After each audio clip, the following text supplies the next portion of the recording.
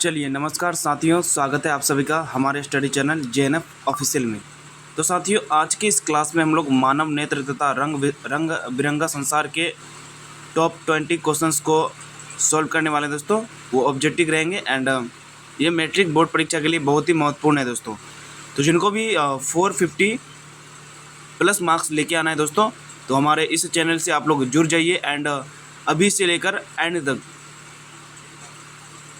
से लेकर आप लोग को जैसे ही एग्ज़ाम शुरू होगी वहाँ तक आप लोग को हम लोग पूरा ऑब्जेक्टिव एंड सब्जेक्टिव का रिवीजन करवाते रहेंगे। तो आप लोग इस चैनल को सब्सक्राइब कर लें एंड बेल आइकन भी प्रेस कर दें दोस्तों। और यह वीडियो अधिक से अधिक लोगों तक अपने दोस्तों तक शेयर कर दें, जिनसे कि उन्हें यह हेल्प मिल सके। एंड आते हैं दोस्तों हम लोग क्वेश्चंस की ओर। टोटल दोस्तों टॉप 20 क्वेश्चंस रहेंगे एंड ये सभी एग्ज़ाम की दृष्टि से वेरी इंपॉर्टेंट क्वेश्चन रहेगा दोस्तों। ये VVI ऑब्जेक्टिव क्वेश्चन रहेंगे दोस्तों। ये मैट्रिक बोर्ड परीक्षा के लिए बहुत ही महत्वपूर्ण है दोस्तों। तो मैट्रिक बोर्ड परीक्षा 2025, जिनको भी 2025 में एग्ज़ाम देना है दोस्तों मैट्रिक का, तो अभी से आप लोग हमारे चैनल में जुड़ जाइए एंड आप लोग पूरी वीडियो एंड वॉच कीजिएगा एंड जितने भी वीडियोस पब्लिश होगी सबको आप लोग को देखना है दोस्तों। तो चलिए हम लोग आते हैं क्लास की ओर। क्लास में क्या क्या है दोस्तों, कौन कौन से क्वेश्चन हैं हम लोग देख लेते हैं। चलिए आते हैं दोस्तों क्वेश्चंस की ओर हम लोग। चलिए वेरी इंपॉर्टेंट क्वेश्चन है दोस्तों। पहला क्वेश्चन है, आवर्धन का SI मात्रक क्या है। बहुत ही खास दोस्तों, बहुत ही इंपॉर्टेंट क्वेश्चन है दोस्तों। आवर्धन का SI मात्रक क्या है। तो ऑप्शन ए इसका मीटर एंड बी है इसका क्वेश्चन क्या है दोस्तों, आवर्धन का SI मात्रक। तो ऑप्शन ए इसका मीटर एंड बी है इसका 1/मीटर एंड सी है इसका 1/मीटर पे पावर -2 एंड डी है कोई नहीं। चलिए क्या हो जाएगा इसका राइट आंसर दोस्तों। चलिए हम लोग जानते हैं दोस्तों, आवर्धन में होता है कि वस्तु की ऊंचाई एंड प्रतिबिंब की ऊंचाई का अनुपात होता है दोस्तों। तो उसमें जो हम लोग अगर कैंसिलेशन करते हैं S2/H1, यही होता है ना दोस्तों, S2/H1। आवर्धन का SI मात्रक क्या होता है दोस्तों, कुछ भी नहीं होता है। क्या होता है दोस्तों, कुछ भी नहीं। कैसे, अगर कोई चीज़ वस्तु की ऊंचाई को किस में मापेंगे दोस्तों, मीटर में ही, एंड प्रतिबिंब की ऊंचाई को भी हम लोग मीटर में मापेंगे। बट दोनों क्या हो जाएगा, कैंसिलेशन हो जाएगा। तो बचेगा कोई भी यूनिट नहीं बचेगा दोस्तों, कोई भी मात्रक नहीं बचेगा। तो क्या हो जाएगा, ये आवर्धन का SI मात्रक कुछ भी नहीं होता दोस्तों। ये चीज़ याद रखना है दोस्तों। चलिए इसको भी हम लोगों ने कंप्लीट कर लिया एंड आता है क्वेश्चन नंबर 2 की ओर। 2 नंबर क्वेश्चन बेहद ही खास है दोस्तों। सामान्य दृष्टि, ये सबको पता होना चाहिए दोस्तों। सामान्य दृष्टि के वयस्क के लिए स्पष्ट दृष्टि की न्यूनतम दूरी होती है लगभग, अथवा सामान्य दृष्टि के वयस्क के लिए सुस्पष्ट दृष्टि की अल्पमत दूरी होती है लगभग। चलिए क्या हो जाए दोस्तों, क्वेश्चन नंबर 2 दोस्तों। 2 नंबर का बेहद ही खास दोस्तों, ये हो जाएगा 25 सेंटीमीटर। कितना हो जाएगा दोस्तों, 25 सेंटीमीटर। याद रखना है दोस्तों, 25 सेंटीमीटर कितना होगा दोस्तों। सामान्य दृष्टि के वयस्क के लिए स्पष्ट दृष्टि की न्यूनतम दूरी कितनी होती है, लगभग, अथवा सामान्य दृष्टि के वयस्क के लिए सुस्पष्ट दृष्टि की अल्पमत दूरी होती है लगभग 25 सेंटीमीटर। याद रहेगा दोस्तों 25 सेंटीमीटर। एंड आता है दोस्तों क्वेश्चन नंबर 3 की ओर। 3 नंबर क्वेश्चन है दोस्तों, नेत्र में प्रवेश करने वाली प्रकाश किरणों का अधिकांश अपवर्तन होता है। क्या दोस्तों, क्वेश्चन नंबर 3, नेत्र में प्रवेश करने वाली प्रकाश किरणों का अधिकांश अपवर्तन होता है। क्या होता है, नेत्रोद अंतर पृष्ठ पर, बी है इसका अभिनेत्र के अंतर पृष्ठ पर एंड सी है इसका कॉर्निया के बाहरी पृष्ठ पर एंड डी है इनमें से कोई नहीं। चलिए 3 नंबर क्या हो जाए दोस्तों, राइट आंसर इसका 3 नंबर का कॉर्निया के बाहरी पृष्ठ पर। कहाँ हो जाए दोस्तों, कॉर्निया के बाहरी पृष्ठ पर। सी इसका राइट आंसर हो जाए दोस्तों क्वेश्चन नंबर 3 का। एंड आता है क्वेश्चन नंबर 4 की ओर। 4 नंबर क्वेश्चन है दोस्तों। 4 नंबर क्वेश्चन है दोस्तों, सामान्य नेत्र अधिकतम कितने दूरी तक वस्तुओं को स्पष्ट देख सकता है, अथवा सामान्य मानव नेत्र का दूर बिंदु क्या है। बेहद ही खास, बेहद ही लाजवाब क्वेश्चन है दोस्तों। 4 नंबर क्वेश्चन, सामान्य नेत्र अधिकतम कितने दूरी तक की वस्तुओं को स्पष्ट देख सकता है, अथवा सामान्य मानव नेत्र का दूर बिंदु है। 4 नंबर का क्या हो जाएगा दोस्तों, अनंत पर। कहाँ तक देख सकता है दोस्तों, अनंत, यानी इनफाइनाइट तक देख सकता है। ऐसा नहीं कि 25 सेंटीमीटर पर क्लिक कर देना, टिक मार देना है, नहीं दोस्तों। कहाँ मारना है, डी होगा इसका राइट आंसर, अनंत पर, यानी इनफाइनाइट। क्या हो जाएगा दोस्तों, अनफाइनाइट, इनफाइनाइट। चलिए आते हैं हम लोग 5 नंबर क्वेश्चन की ओर। 5 नंबर क्वेश्चन है दोस्तों, दीर्घ दृष्टि के निवारण के लिए उपयोग किया जाता है। तो दीर्घ दृष्टि के निवारण के लिए उपयोग किया जाता है किसका दोस्तों, ए है इसका गोलीय बेलनाकार लेंस, बी है उत्तल लेंस, सी है समतल लेंस एंड डी है अवतल लेंस। तो दीर्घ दृष्टि के निवारण के लिए उपयोग किया जाता है दोस्तों। कौन सा लेंस का उपयोग किया जाता है? 5 नंबर का राइट आंसर हो जाएगा दोस्तों बी। इसका क्या हो जाएगा दोस्तों? करेक्ट आंसर है उत्तल लेंस। क्या हो जाएगा दोस्तों? बी इसका करेक्ट आंसर है उत्तल लेंस। क्या हो जाएगा दोस्तों? उत्तल लेंस।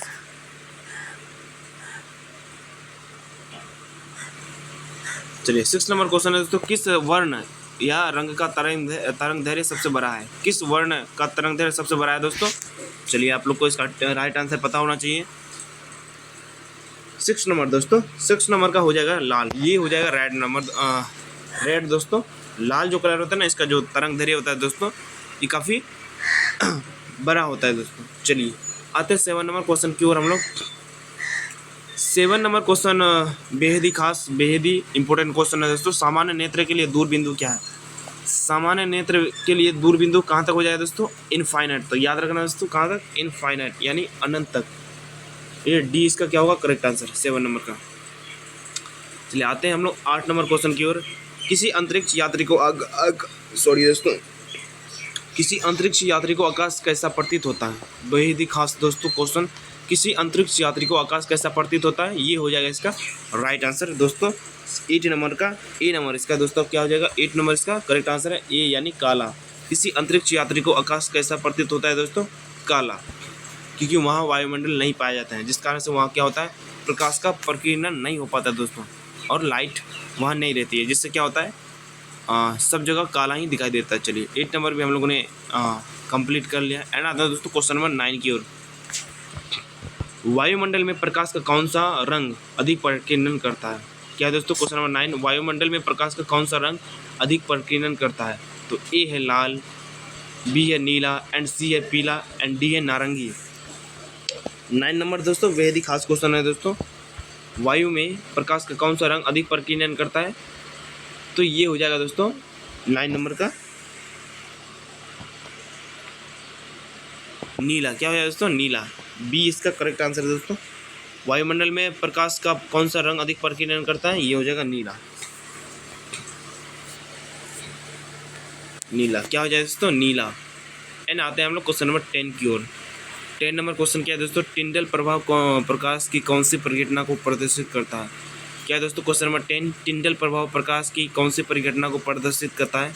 ये हो जाएगा प्रकाश का परावर्तन, प्रकाश का अपवर्तन एंड सी है प्रकाश का विशेषण एंड डी है प्रकाश का प्रकीर्णन। तो टिंडल प्रभाव प्रकाश की कौन सी परिघटना को प्रदर्शित करता है? 10 नंबर का हो जाएगा दोस्तों ये प्रकाश का प्रकीर्णन। क्या हो जाएगा दोस्तों? प्रकाश का प्रकीर्णन। प्रकाश का प्रकीर्णन 10 नंबर। टिंडल प्रभाव प्रकाश की कौन सी परिघटना को प्रदर्शित करता है? प्रकाश का प्रकीर्णन। चलिए आते हैं हम लोग 11 की ओर। क्वेश्चन नंबर 11 की ओर। नेत्र में प्रवेश करने वाले प्रकाश किरणों का अधिकांश अपवर्तन कहाँ होता है? तो नेत्र में प्रवेश करने वाले प्रकाश किरणों का अधिकांश अपवर्तन कहाँ होता है दोस्तों? ऑप्शन ए इसका अभिनेत्र लेंस पर, बी है इसका कॉर्निया के बाहरी पृष्ठ पर एंड सी है इसका नेत्रोद पर एंड लास्ट क्या है दोस्तों? दृष्टि पटल पर। तो 11 नंबर का क्या हो जाए दोस्तों? नेत्र में प्रवेश करने वाली प्रकाश किरणों का अधिकांश अपवर्तन कहाँ होता है? इसका हो जाए बी यानी कहाँ दोस्तों? कॉर्निया के बाहरी पृष्ठ पर। कॉर्निया के बाहरी पृष्ठ पर, कॉर्निया के बाहरी पृष्ठ पर। चलिए 12 नंबर क्वेश्चन को देखते हैं दोस्तों। 12 नंबर क्वेश्चन क्या कह रहा है दोस्तों? किस लेंस का उपयोग कर दीर्घ दृष्टि दोष को संशोधित किया जा सकता है? तो कौन से लेंस का हम लोग उपयोग करेंगे हमें दीर्घ दृष्टि दोष को संशोधित किया जा सकता है? तो क्या अवतल लेंस होगा, फिर उत्तल लेंस होगा, या फिर कभी अवतल लेंस और कभी उत्तल लेंस, या डी है इसका बेलनाकार लेंस? 12 नंबर दोस्तों 12 नंबर का हो जाए दोस्तों बी इसका करेक्ट आंसर हो जाए दोस्तों बी यानी उत्तल लेंस। क्या हो जाए दोस्तों? किस लेंस का उपयोग कर दीर्घ दृष्टि दोष की संशोधित किया जा सकता है? उत्तल लेंस। चलिए 12 नंबर भी हम लोगों ने कंप्लीट कर लिया। एंड आता है 30 नंबर की ओर। 30 नंबर क्वेश्चन है दोस्तों, जब सूर्य का प्रकाश वायुमंडल से गुजरता है, क्या दोस्तों? जब सूर्य का प्रकाश वायुमंडल से गुजरता है तो वायु के सूक्ष्म कण किस रंग के प्रकाश को अधिक प्रबलता से प्रकीर्णन करता है? क्या है दोस्तों? जब सूर्य का प्रकाश वायुमंडल से गुजरता है तो वायु के सूक्ष्म कण किस रंग के प्रकाश को अधिक प्रबलता से प्रकीर्णन करता है? ऑप्शन ए इसका लाल, बी है नारंगी एंड सी है हरा एंड डी है नीला। तो जब 30 नंबर दोस्तों 30 नंबर का राइट आंसर हो जाएगा, जब सूर्य का प्रकाश वायुमंडल से गुजरता है तो वायु के सूक्ष्म कण किस रंग के प्रकाश को अधिक प्रबलता से प्रकीर्णन करता है? तो ये हो जाएगा डी, यानी अभी हम लोगों ने पढ़ा दोस्तों ऊपर में कि सबसे ज़्यादा किस रंग का प्रकीर्णन होता है, ये हो जाएगा नीले कलर का, यानी ब्लू कलर का अधिक प्रकीर्णन होता है। तो डी इसका क्या होता है दोस्तों, 13 नंबर का डी इसका करेक्ट आंसर है। डी यानी नीला, क्या हो जाएगा दोस्तों, डी यानी नीला, डी यानी नीला, क्या हो जाएगा दोस्तों, डी यानी नीला। चलिए डी नंबर भी हम लोगों ने कंप्लीट कर लिया। एंड आता है दोस्तों क्वेश्चन नंबर 14 की ओर। पुतली के साइज को कौन नियंत्रित करता है, क्या है दोस्तों, 14 नंबर क्वेश्चन, पुतली के साइज को कौन नियंत्रित करता है। ए है पक्षमाभी, बी है परितारिका, सी है नेत्र लेंस एंड डी है रेटिना या दृष्टिपटल।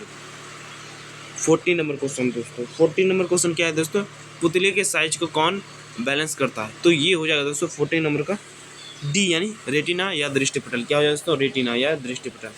पुतली के साइज को कौन नियंत्रित करता है, रेटिना या दृष्टिपटल। चलिए 14 नंबर भी हम लोगों ने कंप्लीट कर लिया। एंड आता है क्वेश्चन नंबर 15 की ओर। 15 नंबर क्वेश्चन क्या है दोस्तों, एक साधारण प्रिज्म में कितने सतहों से घिरा होता है, क्या है दोस्तों, एक साधारण प्रिज्म में कितने सतहों से घिरा होता है। ए इसका 6, बी है 4, सी है 5 एंड डी इसके 3। तो 16 नंबर क्वेश्चन दोस्तों, 16 नंबर क्वेश्चन, 16 नंबर, एक साधारण प्रिज्म में कितने सतहों से घिरा होता है, 16 का हो जाएगा दोस्तों 5, क्या हो जाएगा दोस्तों 5। एक साधारण प्रिज्म कितने सतहों से, कितने सरफेस से घिरा होता है दोस्तों, 5। चलिए 5 भी हम लोगों ने 16 भी हम लोगों ने कंप्लीट कर लिया। एंड आता है दोस्तों क्वेश्चन नंबर 17 की ओर। 17 नंबर क्वेश्चन, नेत्र लेंस की फोकस दूरी कम हो जाने में कौन सा दृष्टि दोष होता है, क्या है दोस्तों, 17 नंबर क्वेश्चन, नेत्र लेंस की फोकस दूरी कम हो जाने में कौन सा दृष्टि दोष होता है। ए इसका निकट दृष्टि दोष, बी इसका दूर दृष्टि दोष एंड सी इसका जरा दृष्टि दोष एंड डी है इनमें से कोई नहीं। तो नेत्र लेंस के फोकस दूरी कम हो जाने में कौन सा दृष्टि दोष होता है, 17 नंबर का हो जाएगा दोस्तों ए इसका करेक्ट आंसर है, ए यानी निकट दृष्टि दोष, ए यानी निकट दृष्टि दोष। नेत्र लेंस की फोकस दूरी कम हो जाने में कौन सा दृष्टि दोष होता है, निकट दृष्टि दोष। चलिए 17 नंबर भी हम लोगों ने कंप्लीट कर लिया। एंड आता है दोस्तों 18 नंबर, 18 नंबर, आंख व्यवहार कहता है, आंख व्यवहार होता है, आंख कैसा व्यवहार करता है दोस्तों, अवतल दर्पण की तरह, उत्तल लेंस की तरह, सी इसका समतल दर्पण की तरह एंड डी इनमें से कोई नहीं। तो आंख कैसा व्यवहार करता है दोस्तों, आंख जो है 18 नंबर क्या हो जाता है दोस्तों, उत्तल लेंस की तरह। आंख क्या है दोस्तों, उत्तल लेंस की तरह व्यवहार करता है। चलिए 18 नंबर भी हम लोगों का कंप्लीट हो गया दोस्तों। एंड आ जाता है 19 की ओर। 19 नंबर क्वेश्चन क्या है दोस्तों, मानव नेत्र जिस भाग पर किसी वस्तु का प्रतिबिंब बनाते हैं वह क्या है। मानव नेत्र यानी मनुष्य का जो नेत्र है, जिस भाग पर, जिस पार्ट पर किसी वस्तु का इमेज बनाता है वो क्या कहलाता है दोस्तों, कॉर्निया है या फिर परितारिका, सी है पुतली एंड डी है दृष्टिपटल। तो क्या हो जाएगा दोस्तों, मानव नेत्र। तो ये हो जाएगा दोस्तों 90 नंबर का डी इसका करेक्ट आंसर है दोस्तों, दृष्टिपटल। कहाँ पर दोस्तों चित्र बनाता है अपना, दृष्टिपटल पर। चलिए 19 नंबर भी हम लोगों ने कंप्लीट कर लिया। एंड आता है दोस्तों 20 की ओर। 20 नंबर क्वेश्चन कह रहा है दोस्तों, श्वेत रंग कितने रंगों के मेल में बना है। श्वेत रंग कितने रंगों के मेल में बना है। ए इसका 3, बी है इसका 4, सी है इसका 5 एंड डी इसका 7। तो श्वेत रंग कितने रंगों के बना होता है दोस्तों, हम जानते हैं दोस्तों, ये हो जाएगा 20 का जो राइट आंसर होगा दोस्तों, ये हो जाएगा डी यानी 7। क्या हो जाएगा दोस्तों, 7। यानी श्वेत रंग कितने रंगों के मेल में बना होता है, ये हो जाएगा दोस्तों 7 रंग।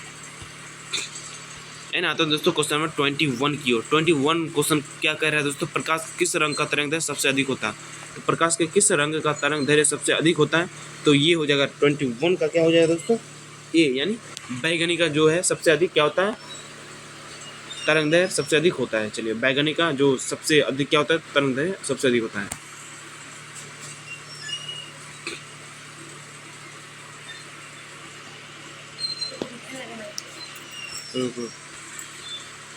क्वेश्चन नंबर 22 है दोस्तों, निकट दृष्टि दोष वाले व्यक्ति के